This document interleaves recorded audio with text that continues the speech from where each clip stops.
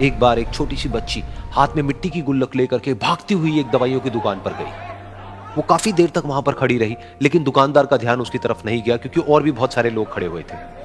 उसने दुकानदार को कई बार बुलाया, लेकिन वहां पर भीड़ इतनी थी कि दुकानदार का ध्यान उसकी तरफ गया ही नहीं। और फिर उस बच्ची को थोड़ा सा गुस्सा आया तो उसने अपनी मिट्टी की गुल्लक लेकर के वहीं काउंटर पर जोर से रख दी, जिसके बाद में जो दुकानदार था और जितने भी लोग खड़े थे वो सब उस बच्ची की तरफ देखने लग गए। और फिर उस दुकानदार ने उस बच्ची से पूछा, बेटे आपको क्या चाहिए? तो वो बड़े ही भोलेपन से बोली कि मुझे एक चमत्कार चाहिए। ये सुनकर के दुकानदार को कुछ समझ नहीं आया, ना ही वहां पर जो लोग थे उनको कुछ समझ में आया, और सब उसकी तरफ देखने लग गए। फिर दुकानदार ने बोला, बेटे चमत्कार तो यहाँ पर नहीं मिलता है। तो बच्ची को लगा कि वो उससे झूठ बोल रहा है, तो बच्ची ने कहा कि मेरी गुल्लक में बहुत पैसे हैं, आप बताओ आपको कितने पैसे चाहिए, लेकिन मैं आज यहां से चमत्कार लेकर के ही जाऊंगी। तो वहीं काउंटर पे एक और आदमी खड़ा था, उसने उस बच्ची से पूछा कि बेटे क्यों चाहिए तुमको चमत्कार? तब उस बच्ची ने अपनी कहानी बताई कि अभी कुछ दिन पहले मेरे भाई के सर में बहुत तेज दर्द हुआ, तो मेरे पापा मम्मी उसको हॉस्पिटल ले गए।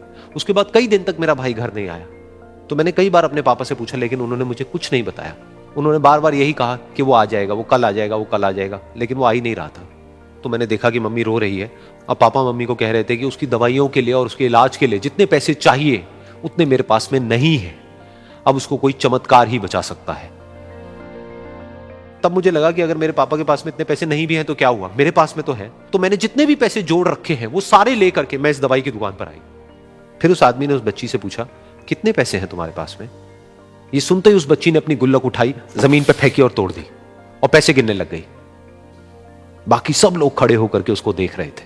थोड़ी देर बाद उसने सारे पैसे अपने हाथ में इकट्ठे किए और बोली, मेरे पास में पूरे 19 रुपए हैं। वो जो आदमी वहां पर खड़ा था वो थोड़ा सा मुस्कुराया और बोला कि अरे तुम्हारे पास में तो पूरे पैसे हैं, इतने का ही तो आता है चमत्कार। ये सुनकर के वो बच्ची बहुत खुश हो गई और बोली कि चलो मैं आपको अपने पापा से मिलवाती हूं।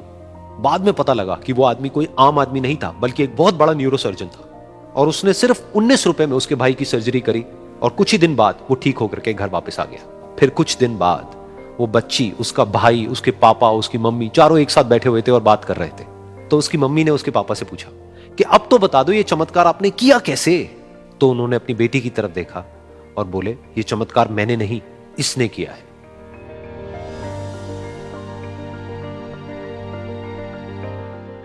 तो यहां पर एक बहुत बड़ी बात है जो हम उस छोटी सी बच्ची से सीख सकते हैं कि जिंदगी में कभी कभी ऐसा होता है कि हमको कोई रास्ता नजर नहीं आ रहा होता है और हम लोग हिम्मत हार जाते हैं। तब हमारे अंदर एक बच्चा होता है जो कोशिश करने से कभी भी पीछे नहीं हटता है।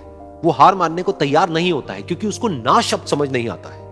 वो बच्चा जिसके लिए कुछ भी नामुमकिन नहीं है, क्योंकि वो हर हाल में कोशिश करता ही रहता है।